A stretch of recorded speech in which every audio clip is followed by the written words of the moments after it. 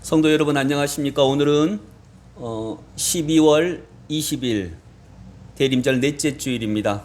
오늘도 우리가 함께 온라인 예배를 드리는데 하나님께서 우리의 예배 중에 함께 하시기를 간절히 소망합니다. 다 함께 묵상기도 하심으로 대림절 넷째 주일 예배 하나님께 드리겠습니다. 기도하겠습니다.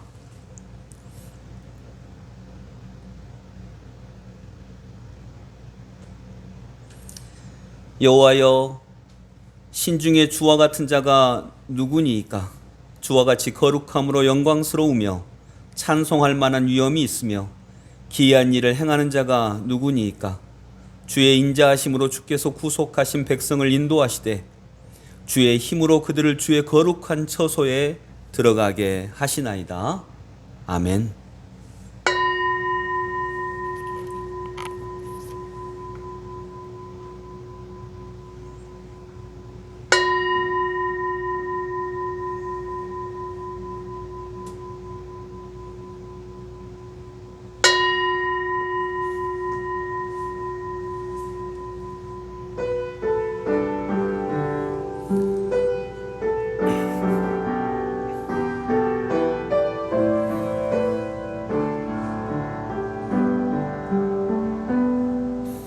나는 하나님을 예배하는 예배자입니다. 내가 서 있는 곳 어디서나 하나님을 예배합니다. 내 영혼 거룩한 은혜를 향하여 내 마음 완전한 하나님 향하여 이곳에서 바로 이 시간 하나님을 예배합니다.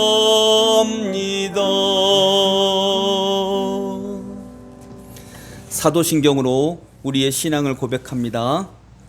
나는 전능하신 아버지 하나님 천지의 창조주를 믿습니다. 나는 그의 유일하신 아들 우리 주 예수 그리스도를 믿습니다. 그는 성령으로 잉태되어 동정녀 마리아에게서 나시고 본디오 빌라도에게 고난을 받아 십자가에 못 박혀 죽으시고 장사된 지 사흘 만에 죽은 자 가운데서 다시 살아나셨으며 하늘에 오르시어 전능하신 아버지 하나님 우편에 앉아 계시다가 거기로부터 살아있는 자와 죽은 자를 심판하러 오십니다. 나는 성령을 믿으며 거룩한 공교회와 성도의 교제와 죄를 용서받는 것과 몸의 부활과 영생을 믿습니다. 아멘. 한 주간의 삶을 돌아보시면서 하나님 앞에 참회의 기도 드립니다.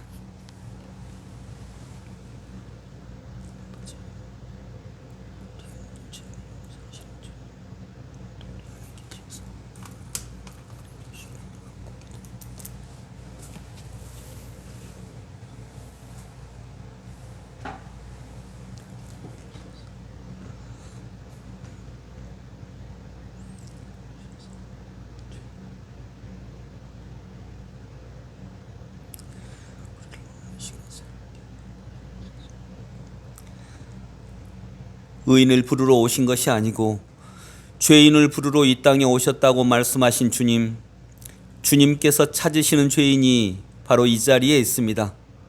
온갖 허물과 죄악으로 물든 채 감히 고개를 들지 못하고 가슴만 두드리고 있나이다. 저희들이 그동안 마음으로 지은 죄와 입으로 지은 죄와 행함으로 지은 모든 죄, 사람 앞에서 행한 죄와 무엇보다도 거룩하신 하나님께 범한 모든 죄악들을 깨끗게 하여 주시옵소서. 십자가 보혈로 씻어 주시어서 깨끗게 될 뿐만 아니라 새 사람으로 거듭나게 하시옵소서. 오늘도 이 말씀으로 우리의 영과 육과 삶을 새롭게 하심을 믿습니다. 이 예수를 하나님이 그의 피로써 믿음으로 말미암는 화목제물로 세우셨으니 이는 하나님께서 길이 참으시는 중에 전에 지은 죄를 간과하심으로 자기의 의로우심을 나타내려 하심이라. 아멘. 우리 하나님이 주신 회개에 감사하는 마음으로 감사 찬양 112장, 찬송가 112장 그 맑고 환한 밤중에 찬양합니다.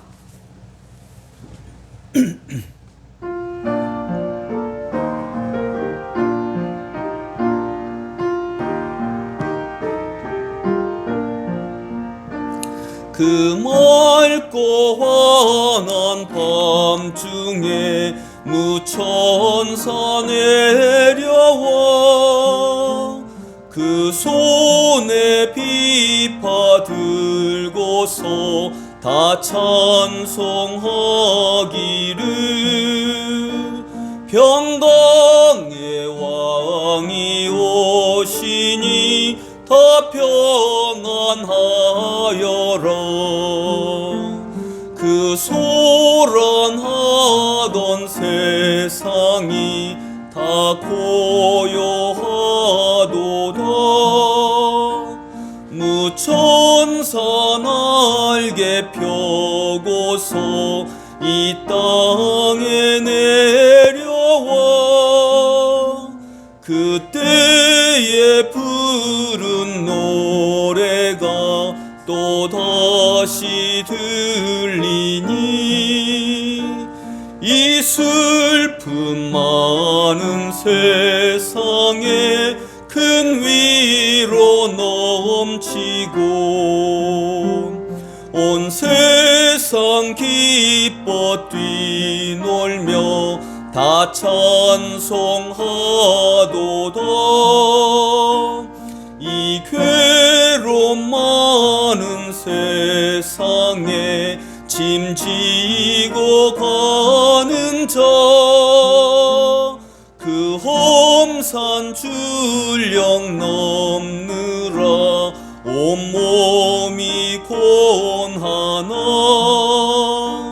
이 죄악 세상 살 동안 새 소망 가지고 저 천사 기쁜 찬송을 들으며 쉬어라. 옛 선지에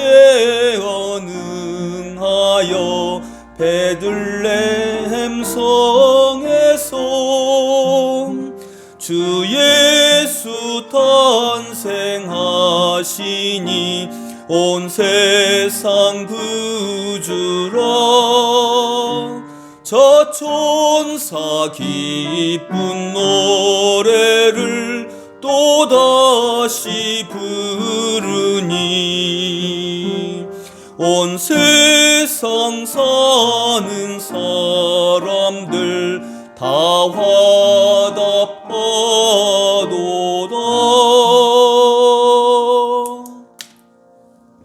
다 함께 기도하겠습니다.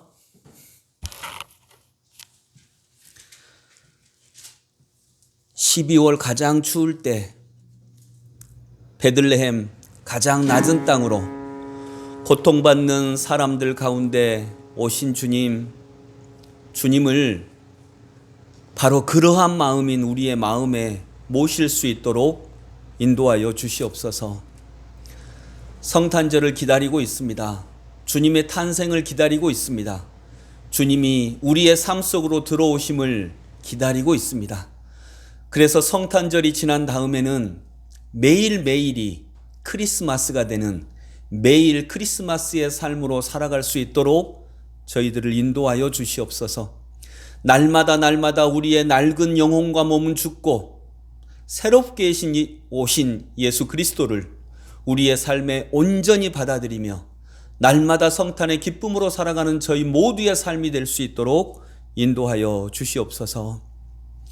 주님, 우리는 고백합니다. 주께서 가장 비천한 마국간의 말구유로 아기의 모습으로 오셨습니다.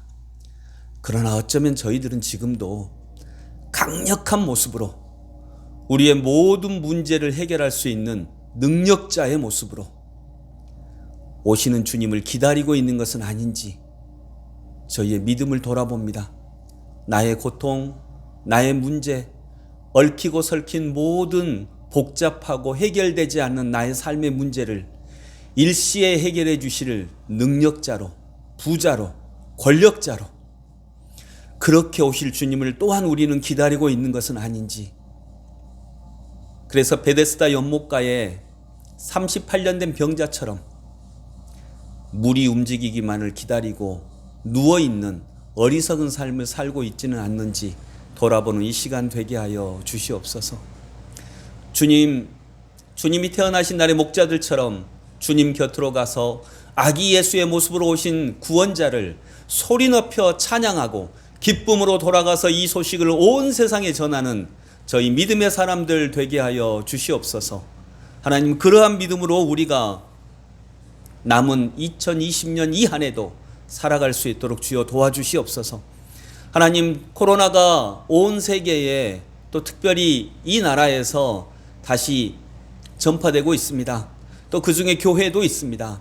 하나님, 주님 살펴주시어서 진정으로 이 코로나 이 사태가 빨리, 하루빨리 종식될 수 있도록, 그래서 온 세상이 이 고통에서 벗어날 수 있도록 주님 인도하여 주시옵소서. 능력을 베풀어 주시옵소서. 그러나 이 말씀을 통해, 이 현상을 통해 하나님이 저희들에게 들려주시고자 하시는 음성은 꼭 들을 수 있는 저희 모두가 되게 하여 주시옵소서. 하나님, 2020년은 어쩌면 코로나로 인해 없어져 버린 한 해처럼 우리가 기억하고 있습니다. 그러나 하나님께서 이 과정을 통해 말씀하시면서 어쩌면 하나님께서 역사의 줄기를 거대하게 바꾸셨던 가장 강력한 한 해로 기억되는 올해가 되게 하여 주옵소서. 주님께서는 이렇게 일하심을 믿으며 오늘도 지금의 이 시간, 이 날들, 이 문제들 영접하며 받아들이며 이것이 나의 삶을 변화시켜 나가는 양식이 될 수 있도록 간절히 주님께 기도하니 주님 오시어서 우리 성도들과 나 한 사람과 우리 가정과 온 세상을 성탄으로 변화시켜 주시옵소서. 예수 그리스도 이름으로 기도드리옵나이다. 아멘. 네, 감사합니다. 반갑습니다. 서로 인사하겠습니다. 사랑합니다. 축복합니다. 안녕하세요. 네, 오늘은 효상 형제가 또 반주를 해줘서 우리 함께 찬양하게 돼서 감사한 마음입니다. 교회 소식 잠깐 나누겠습니다. 이번 주 금요일이 성탄절입니다. 성탄 예배는 송구영신 예배와 똑같이 이번 그 성탄 예배, 송구영신 예배는 온라인 예배로 드리겠습니다. 그리고 예년에는 항상 모일 때에는 24일에 전야 행사도 있었는데 올해 전야 행사는 가족들과 함께 보내시기 바랍니다. 그리고 성탄 예배 안에, 온라인 성탄 예배 안에 이러한 부분까지 포함해서 우리가 성탄 예배를 온라인으로 함께 드리도록 하겠습니다. 오늘 예배가 끝나고 여전도의 관계자분들과 이화 영어원 여러 우리 성도님들이 우리 아이들 지목에서 선물을 해주셨죠. 이화 영화원 가서 선물을 전달하고 오도록 하겠습니다. 아이들은 만나보지 못하고요. 그냥 이화 영화원 선생님들에게 선물을 전체적으로 드리고 올 수밖에 없을 것 같습니다.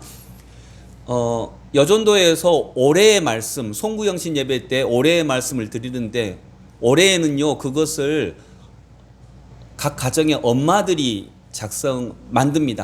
만들고요. 우리 남편에게, 우리 아이들에게 주시고 싶은 말씀을 선정을 해서 직접 또 만들고, 이런 과정으로 올해의 말씀을 지금 기도 중에 제작하고 있습니다.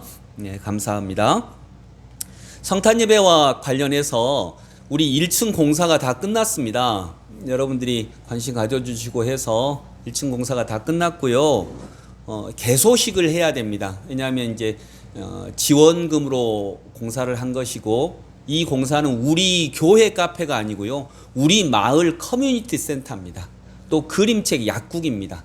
그래서 여기에 가보시면 이제 그렇게 조성을 할 텐데, 뭐 우울할 때 읽는 그림책, 엄마가 보고 싶을 때 읽는 그림책, 이런 식의 주제로 한 30개의 주제로 거기에 맞는 그림책을 꽂아둘 겁니다. 근데 그 개소식이 성탄절날 있습니다. 그래서 온라인 예배를 드리시고요, 우리 성도님들은 아이들을 데리고 이곳에 이렇게 드라이브 스루로, 근데 그 분산을 해야 되니까 시간은 그 25일 저녁 6시까지입니다. 우리 그 집사님들 몇 분이 계실 거예요. 그러니까 드라이브 스루로 이렇게 오셔서 개소식 선물이 있어요. 그 선물은 개소식 선물이 미리 그 비용으로 있거든요. 그래서 개소식 선물을 성탄 선물처럼 받아 가시기 바랍니다. 그리고 들어오셔서 한번 구경도 하시고 그 그림책도 대여가 됩니다. 그래서 그림책도 대여를 해가시고 빌려가시고 주변에 많이 얘기를 해주세요. 우리 교인들만 개소식에 오시라는 말이 아니고요. 주변에 아시는 모든 가정들 이런 개소식 행사가 있으니까 사람들이 모이는 게 아니라 드라이브 스루처럼 하고 또 책을 빌릴 사람은 들어가서 얼른 책만 빌려가지고 올 수 있으니까요.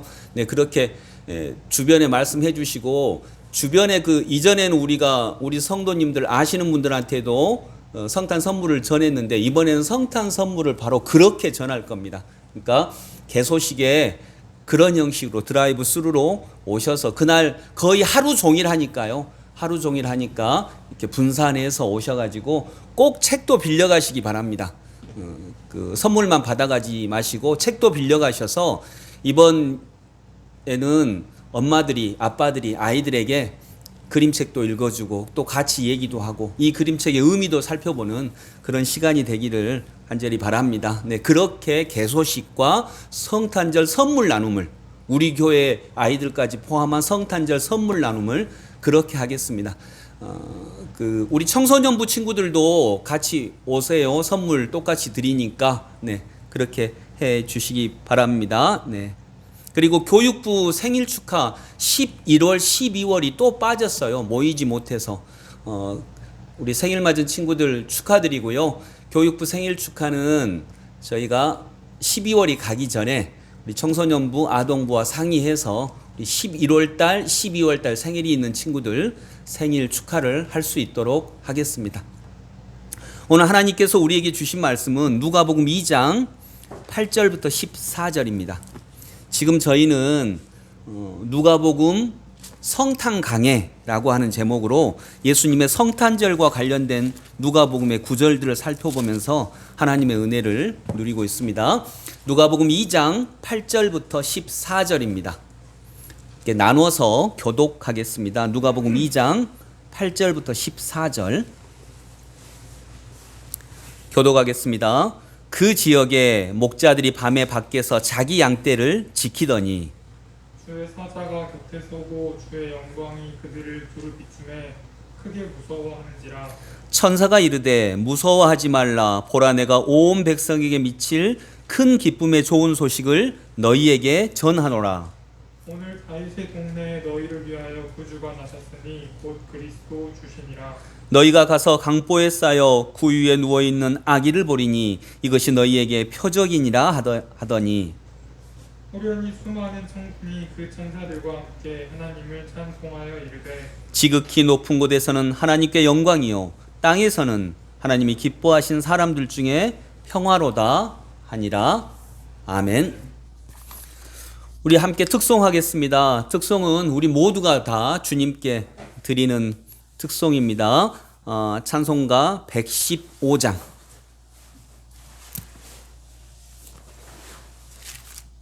찬송가 115장. 기쁘다 구주 오셨네.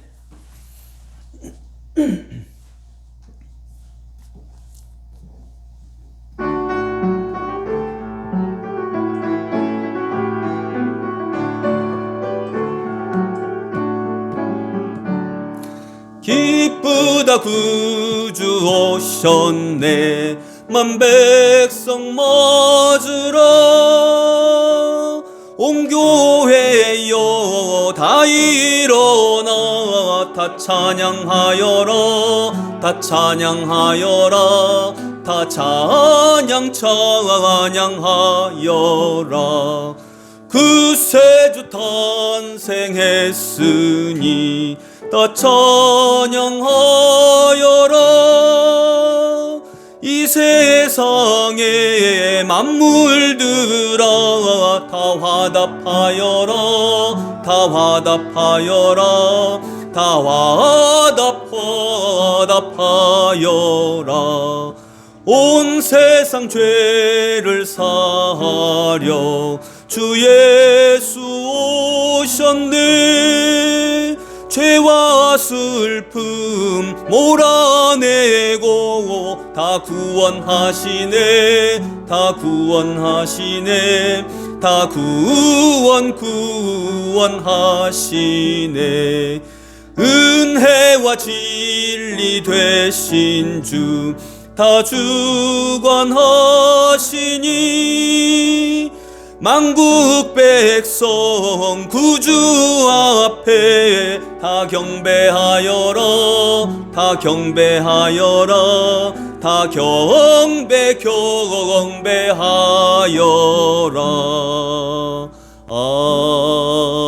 아멘. 네, 감사합니다.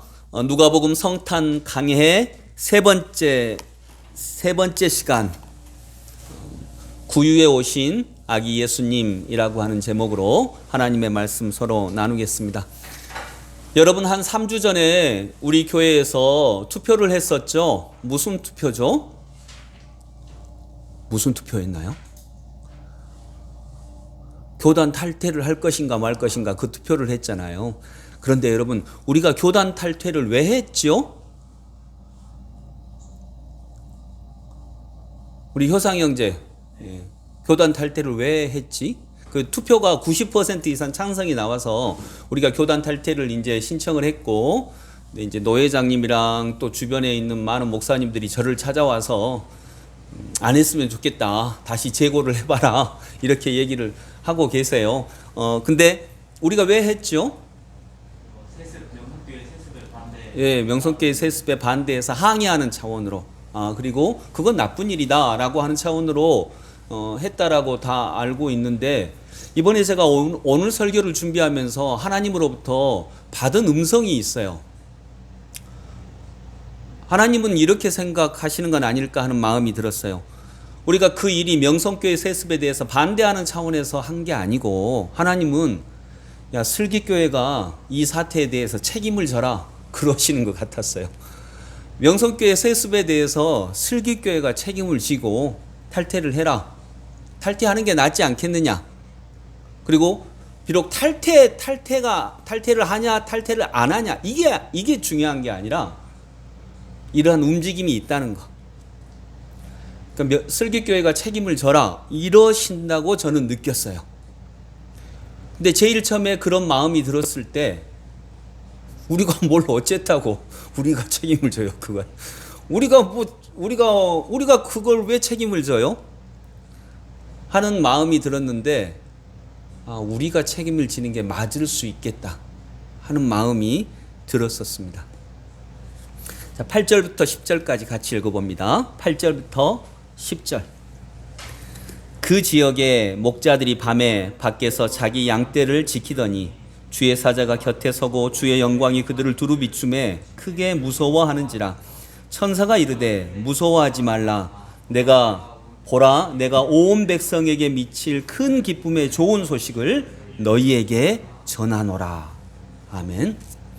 제가 설교를 이렇게 할 때 성경 말씀을 한 절 한 절 몇 절씩 이렇게 읽으면서 할 때 그 성경 말씀에 제가 깨달은 것을 잠깐 언급을 합니다. 그러나 그날에 설교할 때 핵심 주제가 있어요. 핵심 주제를 중심으로 해서 설교를 해야 되기 때문에 나머지 내용에 대해서는 제가 자세하게 풀어드릴 수가 없더라고요, 시간이. 그래서 그것은 그냥 어떤 영감을 주는 차원으로만 넘어갈 수밖에 없겠다 하는 마음이 들었습니다. 오늘도 그렇게 하겠습니다. 오늘의 주제는 저 뒷부분에 있습니다. 그 지역의 목자들이 밤에 밖에서 자기 양떼를 지키더니. 첫 번째 크리스마스에 예수님의 성탄 소식을 제일 처음 들은 사람들이 누구예요? 목자들이에요. 예수님은 구원자가 나셨는데 이것을 지금 같으면 어디에다 제일 먼저 올려야 돼요? 언론사나 인터넷이나, 아니면 중요한 정보는 다 국정원이나 청와대나 이런 쪽으로 가야 되잖아요. 근데 왕궁이나 성전으로 가지 않았어요. 구원자가 나셨다는 소식을 제일 먼저 들은 사람들은 밤에 양떼를 지키던 목자들이었어요. 이 목자들은 어쩌면 보통 사람들을 상징한다라고도 볼 수 있겠습니다. 이 보통 사람들에게 기쁨이 될 소식을, 왜냐하면 누구에게 기쁨이 될 소식이냐면 보통 사람들에게, 진짜 구원자를 기다리고 있는 사람들에게 기쁨이 될 소식이니까요. 그리고 주님의 영광이 그들을 비췄어요. 근데 또 하나의 특징이 있어요. 목자들은, 예수님은 밤에 태어나셨어요. 밤에. 이 밤이 아주 의미가 있어요. 예수님이 태어나실 때는 지금 내일이 동지예요. 근데 예수님은 실은 언제 태어나셨는지 모릅니다. 12월 25일이 예수님의 생신 아니에요. 아니라고 하는 건 아니고 확률은 있죠. 365분의 1. 예수님은 언제 태어나셨는지 몰라요. 어떤 데도 기록이 없어요. 12월 25일 날 태어나셨다라고 하는 것은 교회 회의에서 정한 예수님의 생일이에요. 아, 예수님도 생일을 하나 만들어 드려야 되겠다. 어디에도 기록이 없으니까. 그래서 정한 거예요. 근데 예수님의 생일은 실제로는 몰라요. 근데 왜 정했냐? 예수님은 빛이시니까 가장 어두운 때에 태어나셨을 거야 라고 해서 밤이 제일 긴 날, 동지에서 3일 후에 정한 것도 이유가 있어요. 이렇게 정했어요. 근데 예수님의 생신은 몰라요. 그러니까 아까 제가 기도할 때 매일 크리스마스의 마음으로 살게 하소서, 이게 그 의미예요. 실은 정말로 예수님은 매일 태어나시거든요. 우리에게. 목자들에게 제일 먼저 다가가셨는데 그 의미는, 목자들은 밤에 깨어 있었어요. 밤에 깨어 있었어요. 깨어 있는 사람들이었어요. 깨어 있다라는 의미가 잠을 안 잔다라고 하는 의미가 아닌 것은 다 아실 거고, 목자들은 어두운 밤에 깨어 있는 사람들이었어요. 그들에게 탄생의 소식이 가장 먼저 전달이 됩니다. 이들이 주님을 처음으로 만난 사람들이죠. 깨어 있다는 건요, 책임을 진다는 거예요. 도둑을 맞았는데 나 자고 있었어 하면 책임이 분산되죠. 근데 아니야, 나 깨어 있는데 도둑 맞았어. 그러면 상당히 자기 책임이에요. 그런 의미라고도 볼 수 있겠습니다. 9절 10절 같이 읽어봅니다. 9절 10절. 죄송합니다. 9절 10절이 9절 10절 11절 12절 다시 한번 같이 읽습니다. 주의 사자가 곁에 서고 주의 영광이 그들을 두루 비추며 크게 무서워하는지라. 천사가 이르되 무서워하지 말라. 보라, 내가 온 백성에게 미칠 큰 기쁨의 좋은 소식을 너희에게 전하노라. 오늘 다윗의 동네에 너희를 위하여 구주가 나셨으니 곧 그리스도 주시니라. 너희가 가서 강보에 쌓여 구유에 누워있는 아기를 보리니 이것이 너희에게 표적이니라 하더니. 아멘.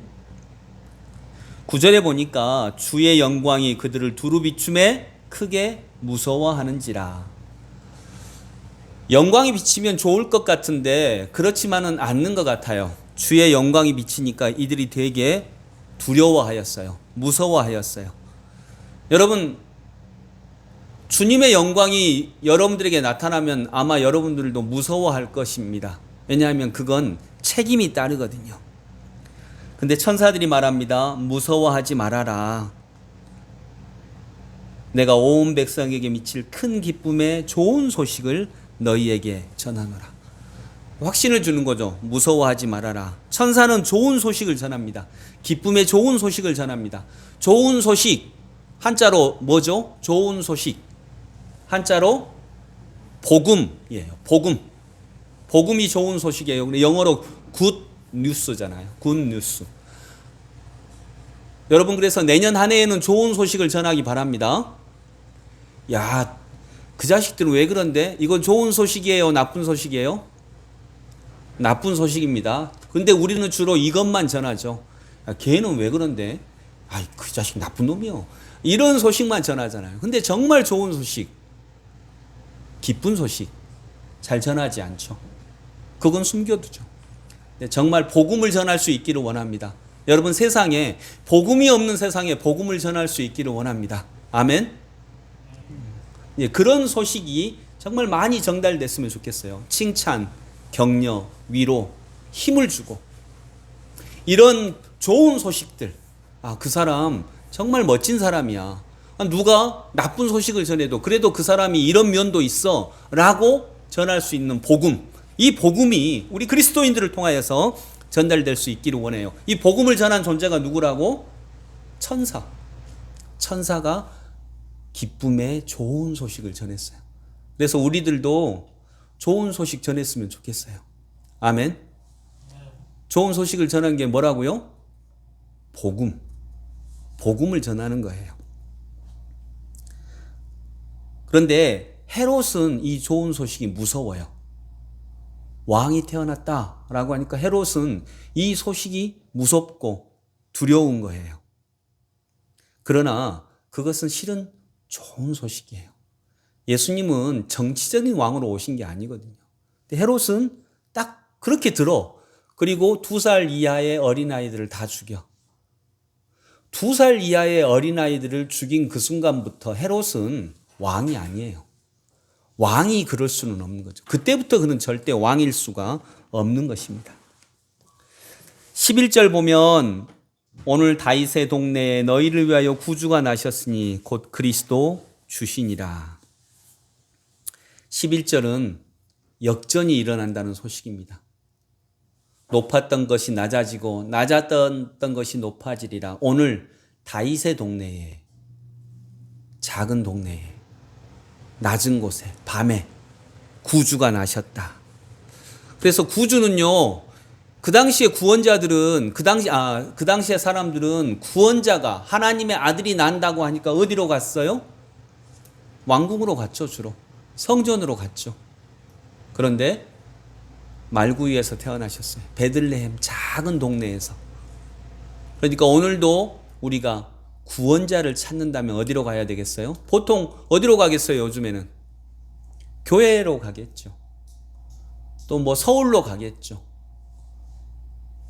청와대로 갈 수도 있고요. 여기에 이 세상의 문제를 해결할 능력자가 여기 있어 라고 할 때, 그러나 그런 모습으로 우리 주님은 오시지 않습니다. 12절이 오늘 함께 나눌 굉장히 중요한 내용입니다. 12절 같이 한번 읽어봅니다. 너희가 가서 강보에 쌓여 구유에 누워있는 아기를 보리니 이것이 너희에게 표적이니라 하더니. 아멘. 자, 여러분, 구원자가 나셨다라고 할 때 사람들은 머릿속에 그리는 구원자의 모습이 있어요. 능력자일 것입니다. 정치적인 능력자, 왕, 이런 모습으로 나타나시기를 기다리고 있을 것입니다. 그런데 오늘 보니까 구원자가 구유에 누워있는 아기의 모습으로 태어났다라고 하는 거예요. 구유라고 하니까 이게 흔히 쓰는 단어가 아니라서 머릿속에 잘 안 그려져요. 이렇게 바꿀 수 있어요. 마구간에 말 밥통 안에 누워있는 아기의 모습으로 구원자가 오셨다는 거예요. 호텔이 아니고 부잣집이 아니고 청와대도 아니고 마구간에, 그것도 말 밥통 안에 누워 있어요. 말 밥통. 우리의 양식으로 오셨다는 거죠. 우리의 영적 양식으로 오셨다는 것이죠. 주님은 생각 밖으로 오세요. 이렇게 생각 밖으로. 예수님이 구원자가 오신다면 능력자로 오시겠지. 엄청난 사람으로 오시겠지. 부자로 오시겠지. 일시에 이 모든 문제를 해결하시겠지. 그래야 할 것 같은데 주님은 그렇게 오시는 분이 아니에요. 말 밥통에 정말 연약하고 오히려 우리의 보살핌이 필요한 작은 아기의 모습으로 오셨어요. 생각 밖으로 오시는 거죠. 내 생각대로 오시지 않아요. 그래서 내 생각대로 오시지 않기 때문에 예수님이 오셨다 하는 소식을 들은 사람들은 제일 처음 반응이 뭐라고요? 아까 무서워하는 거예요. 왜냐하면 내 생각하고 다른 모습으로 오시거든요. 생각 바깥으로 오시거든요. 생각 바깥으로 오시기 때문에 우리도 역시 생각 바깥으로 나가야 우리 삶에 개입하시는 예수님을 만나볼 수 있는 거죠. 아까 제가 우리 교단 탈퇴를 하는 이 일을 우리는 명성교회가 세습한 거에 대해서 항의하는 차원, 반대하는 차원이라고 했는데 오늘 이 말씀을 설교 준비하면서 하나님이 내게 말씀하신 거예요. 야, 너희들이 책임을 져라. 그건 반대하는 차원이 아니야. 네가, 우리 슬기교회가 책임을 지는 거야 라고 얘기하신 거예요.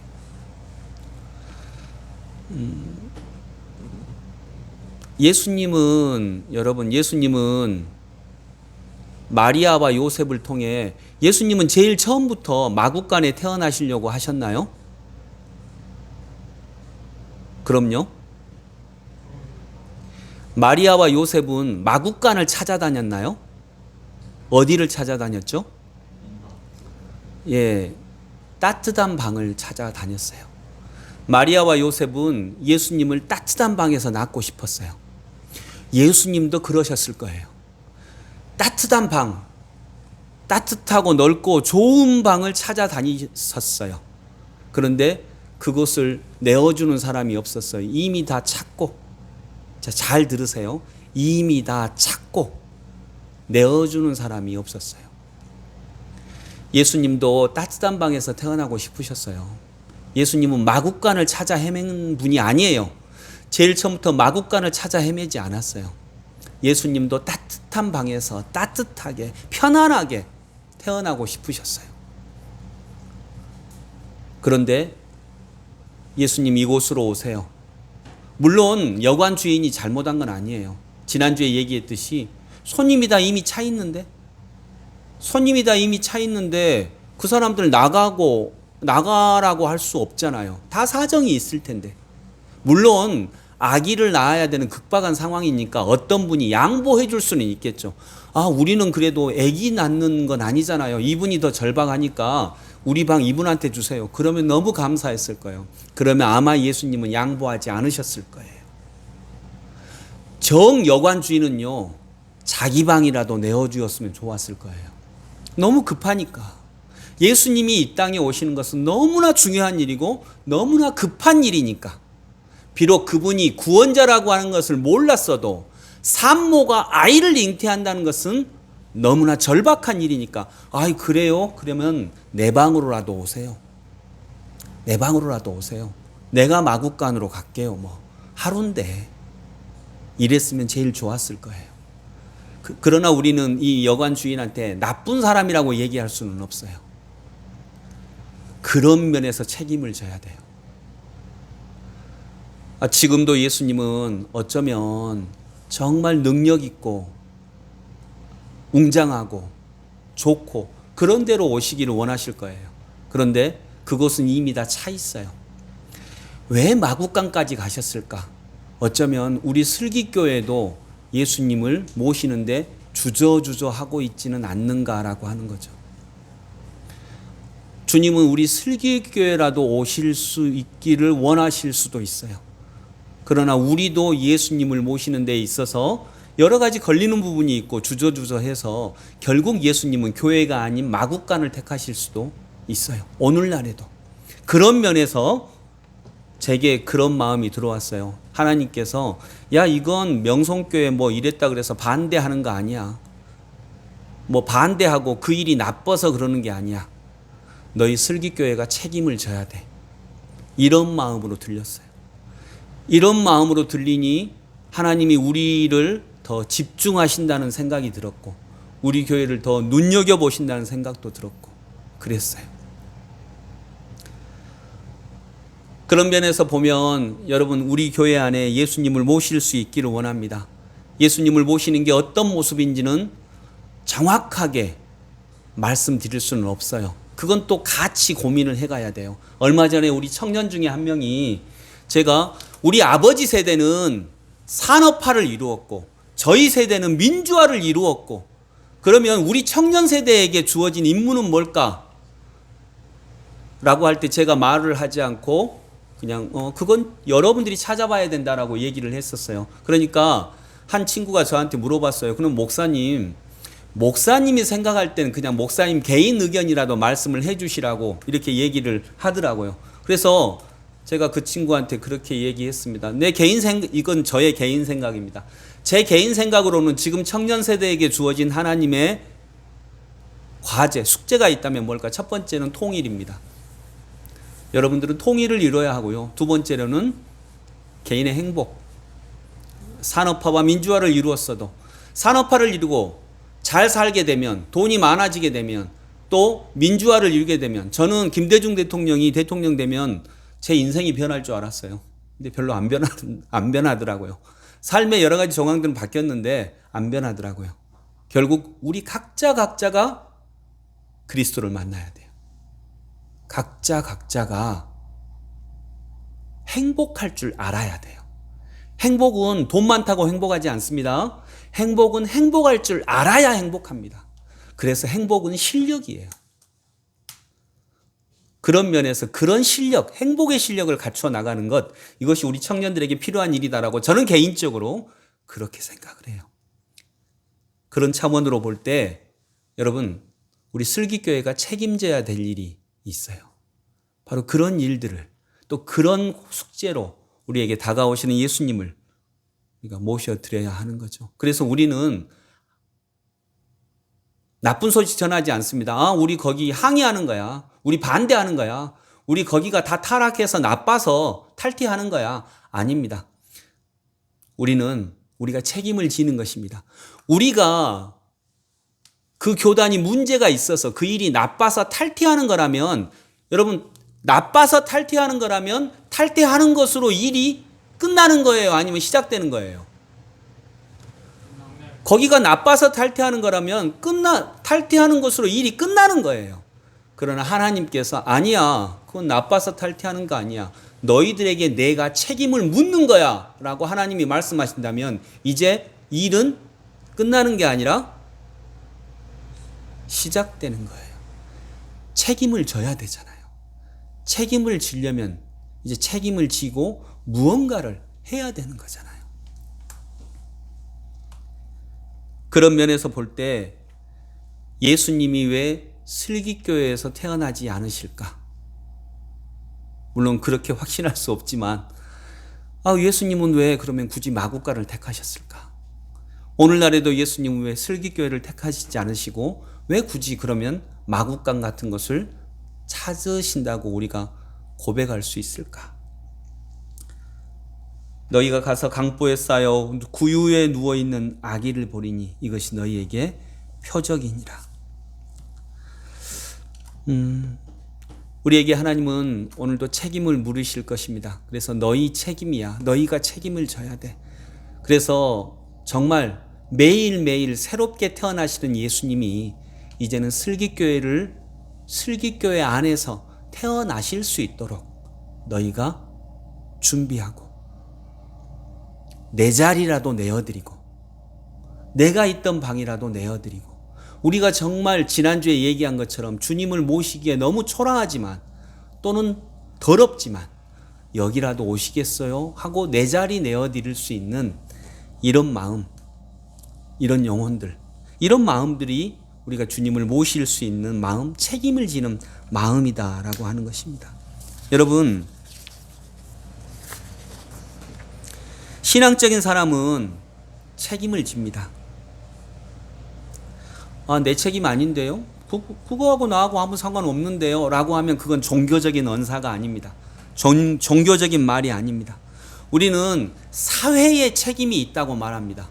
우리는 대통령한테 책임이 있다고 말합니다. 제가 초등학교 때요, 내가 뉴스 보고 진짜 이해가 안 됐던 게 뭐냐면, 초등학생 때 그때 서울에서 어떤 어린아이 한 명이 번데기 먹고 죽었어요. 그 번데기가 별로 아주 많이 상한 번데기였어. 근데 어떤 아저씨가 번데기를 팔았는데 그 번데기 먹고 초등학생이 죽었어. 근데 그때 누가 책임을 지고 사퇴를 했냐면, 그때 대통령이 박정희였는데 누가 책임을 지고 사퇴를 했냐면 서울시장이 책임을 지고 사퇴를 했어요. 그게 신문에 나왔어요. 그래가지고 제가 이제 어릴 때니까, 초등학교 때니까 내가 이해가 안 됐어요. 서울시장이 번데기 팔았대요? 제가 아빠한테 물어봤죠. 아빠, 서울시장이 번데기 팔았대요? 야, 이놈아, 뭔 서울시장이 번데기 팔고 있겠냐? 근데 왜 서울시장이 사퇴를 해요? 그래서 이제 아빠가 그때 뭐라고 얘기를 하셨던 것 같은데 내용은 잘 기억이 안 나고, 아무튼 이상했어요. 왜 번데기 판 번데기는 서울시장하고 아무 상관없는 사람이 팔았는데 왜 서울시장이 사퇴를 하지? 근데 지금은 이해하잖아요. 그게 어떤 보건이라든가 이런 거에 대한 책임이잖아요. 그러면서 어릴 때는 이해하지 못했는데 어릴 때는 그 일에 대해서 왜 우리 교회가 책임을 져? 예수님이 마국간에 태어나신 걸 왜 우리 교회가 책임을 져? 왜 내가 책임을 져? 나하고 아무 상관없잖아. 그건 종교적인 말이 아니에요. 그건 신앙적인 말이 아니에요. 신앙은 책임을 집니다. 그래서 서울시장이 책임져야지라고 해서 서울시장이 책임을 지고 사퇴를 했는데 서울시장 책임 없잖아요, 실은. 아저씨가 상한 번데기 판지 안 판지 서울시장이 어떻게 알아? 책임 없잖아요. 근데 서울시장이 책임지거든요. 이게 신앙이에요. 우리는 대통령한테 책임지라고 합니다. 어떤 일이 일어났을 때 노무현 대통령 때는 홍순아도 노무현 대통령한테 책임지라고 하잖아요. 다 책임지래. 그러면 이거하고 무슨 상관이야? 근데 그때 만일 그거하고 나하고 뭔 상관입니까? 라고 서울시장이 얘기를 했다면 우리는 그 사람이 시장이 아니라고 얘기할 거예요. 너는 시장 자격이 없어. 더 없어. 그럴 거예요. 그러나 그렇습니다. 제가 부족합니다. 제가 책임을 지겠습니다. 라고 할 때 저 사람은 사퇴는 했지만 그래도 시장답네. 이렇게 얘기할 수 있겠죠. 근데 우리는 사회의 책임이 있다고 합니다. 세상이 타락한 거에 대해서 교회가 무슨 책임이 있냐고 얘기를 합니다. 우리 교회는 책임 없다고 합니다. 그것은 신앙적인 언사가 아닙니다. 여러분, 신앙적인 사람은 책임이 자기 자신에게 있다고 생각을 합니다. 세상 어딘가에 전쟁이 일어난다면 그것은 내 책임이라고 생각을 합니다. 물론 여러 가지 책임이지만 내가 직접적으로 져야 될 책임이 있고 그 다음에 내가 마음으로 아파하는 정도로 해야 될 책임이 있겠지만 그것은 우리들의 책임입니다. 예수님이 마국간에 태어나신 것은 누구 책임이에요? 우리들의 책임이에요. 그리스도인들의 책임이에요. 그리고 슬기교회의 책임이에요. 그 책임을 져야 되는 것입니다. 신앙은 말합니다. 성경은 말합니다. 당신에게, 나에게 책임이 있다. 이를 피하기 위해 어떠한 설명도 필요하지 않다. 그것은 나의 책임이다. 이랬을 때 예수님은 우리들에게 오십니다. 그리고 그 책임감을 통해서 일하실 것입니다. 여러분, 가장 능력 있는 사람은 어떤 사람이냐? 능력의 첫걸음은 뭐냐? 책임감이에요. 능력의 첫걸음은 책임감입니다. 저는 청년회를 맡을 때, 이전교회에서 청년회 맡을 때 아가씨들 얼마나 깔끔해요. 우리 결혼하기 전에 아가씨들 너무너무 깔끔하잖아요. 막 몸 관리도 잘하고 조금만 더러운 거 보면 막 이렇다라고 하고. 그런데 결혼해서 엄마가 되니까 그 깔끔했던 아가씨들이 애기 똥 찍어 먹더라고요. 그래서 맛이 이상하네 막 이렇게. 그리고 애기를 낳으면서 몸이 망가져요. 그 단 1분도 자기 시간이 없어요. 근데 내가 이 애의 엄마야라고 하는 책임감으로 그 모든 걸 다 감당을 하니까 능력이 생기더라고요. 어떤 능력? 아기를 키우는 능력. 사람이 그 손 안에서 생기고 태어나고 성장하는 능력이 생겨요. 그래서 능력의 첫걸음은 책임지는 것부터 시작을 합니다. 그래서 선생님들은 능력이 있잖아요. 왜냐하면 수업을 가르쳐야 될 책임이 있으니까 그 분야에 점점 능력이 생기는 거예요. 책임감이 있거든요. 내가 수업해야지 라고 하는 책임감. 그래서 여러분, 책임지는 것입니다. 예수님이 마국간에 태어나신 것에 대해서 내가 책임지는 것입니다. 우리 슬기교회가 책임을 지는 것입니다. 세습이 용인된 것에 대해서 우리 슬기교회가 책임을 지는 것입니다. 그것은 하나님 우리를 쓰시겠다라고 하는 신호일 수도 있는 것입니다. 우리는 사회의 책임을 묻잖아요. 가난한 사람, 사회의 책임을 묻잖아요. 마찬가지로 사회하고 대통령하고 어떤 곳에 범죄 집단하고 아무 관련이 없어도 그 사람에게 책임을 묻는 것처럼 말씀을 맺으면서 여러분, 예수님이 마국간에서 태어나셨습니다. 어쩌면 지금도 그러실 수 있습니다. 왜냐하면 이번 성탄절에 거의 대부분의 교회는 열지 않거든요. 이것은 어쩌면 주님이 또 교회가 아닌 다른 곳으로 가실 수도 있다라고 하는 상징일 수도 있습니다. 그렇다면 그 책임은 우리들이 져야 합니다. 주님이 각 가정에 태어나실 수 있기를 원합니다. 주님이 정말 우리 마국간에 태어나신 것, 교회가 아닌 곳에, 성도가 아닌 곳에 그 문을 두드리시는 것에 대해서 우리가 책임을 지고 그 책임감이 우리의 능력이 될 수 있기를 간절히 소망합니다. 13절, 14절 함께 읽으면서 함께 읽겠습니다. 호련히 수많은 천군이 그 천사들과 함께 하나님을 찬송하여 이르되 지극히 높은 곳에서는 하나님께 영광이요 땅에서는 하나님이 기뻐하신 사람들 중에 평화로다 하니라. 아멘. 수많은 하늘 군대가 나타났어요. 천군, 하늘 군대가 나타났어요. 여러분, 군대는 뭐 들고 있어요? 무기 들고 있죠. 근데 하늘 군대는 뭐 하나요? 찬송을 들고 있네요. 그래서 여러분들도 하늘 군대가 될 수 있기를 원합니다. 아까 제일 처음에 말했듯이 뭘 전해야 한다고요? 복음, 좋은 소식. 저놈 나쁜 놈이야. 이런 나쁜 소식 말고 좋은 소식, 아름다운 소식 전하는 내년 한 해가 되기를 원하고요. 또 무엇보다 정말 내 자신이 또 우리 교회가 예수님이 마국간에서 태어나신 것에 대해서 책임을 지는 이런 은혜가 있기를 원합니다. 왜냐하면 예수님은 지금도 정말 주님을 온몸으로 맞아들일 사람들을 찾고 계시기 때문입니다. 기도하겠습니다. 지금도 여러 집의 문을 두드리시면서 곧 아기가 나오려고 합니다. 방이 좀 있을까요? 말씀하고 계시는 주님, 그때 방이 이미 다 찼는데요. 빈 방이 없는데요. 우리가 지금도 이렇게 말씀하고 있지 않습니까? 여유가 없는데요. 형편이 안 되는데요. 우리는 작은 교회인데요. 나중에 성장하면요. 이렇게 하면서 내 방을 누추하지만 마국간보다는 더 좋은 내 방을 내어드리는 것을 염려하고 있지는 않는지 우리 마음속으로 들어가 봅니다. 주님, 능력의 첫걸음은 책임감인 줄로 믿습니다.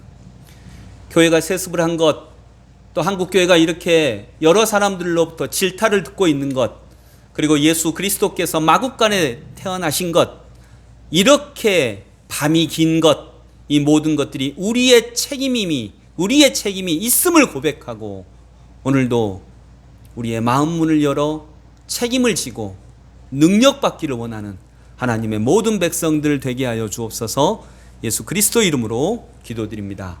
아멘. 찬송가 115장 찬양드립니다. 찬송가 115장. 122장 죄송합니다. 122장 참 반가운 성도요.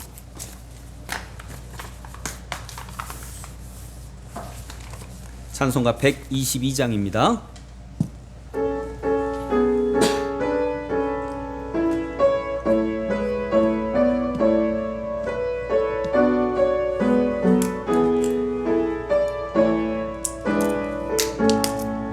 참 반가운 성도여 다 이리 와서 베들레헴 성 안에 가봅시다.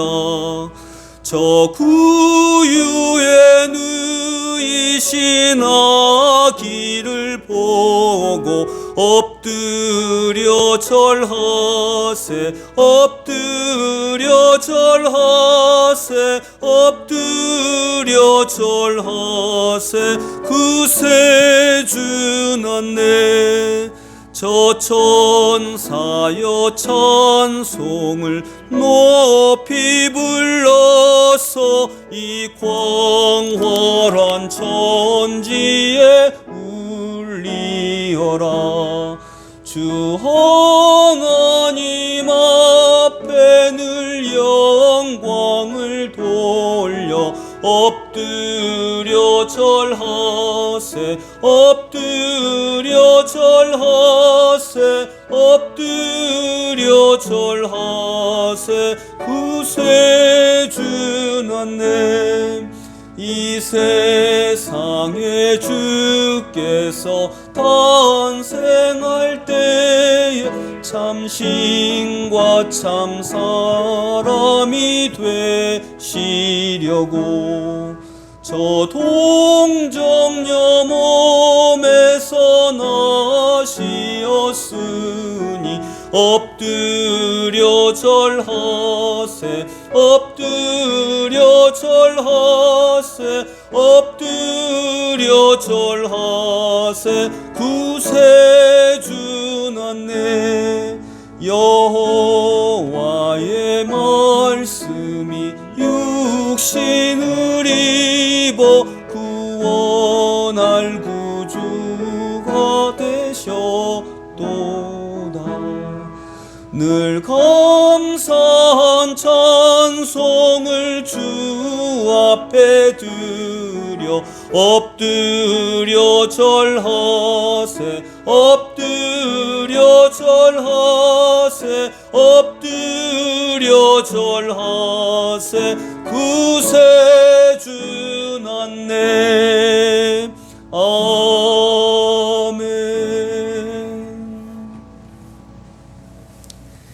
이제는 우리 주님 예수 그리스도의 무한하신 은혜와 하나님 아버지의 놀랍고 귀한 사랑과 성령님의 인도하심이 예수께서 지금도 마국간을 찾아 헤매심에 책임감을 느끼고 내 마음속에 우리 가정 속에 그리고 이 교회 속에 모든 한국의 모든 교회 속에 임하시옵소서.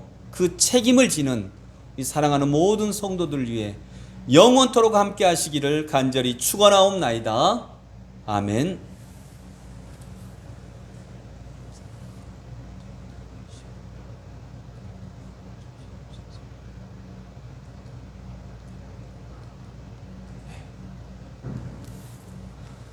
네, 감사합니다. 예배 마쳤습니다.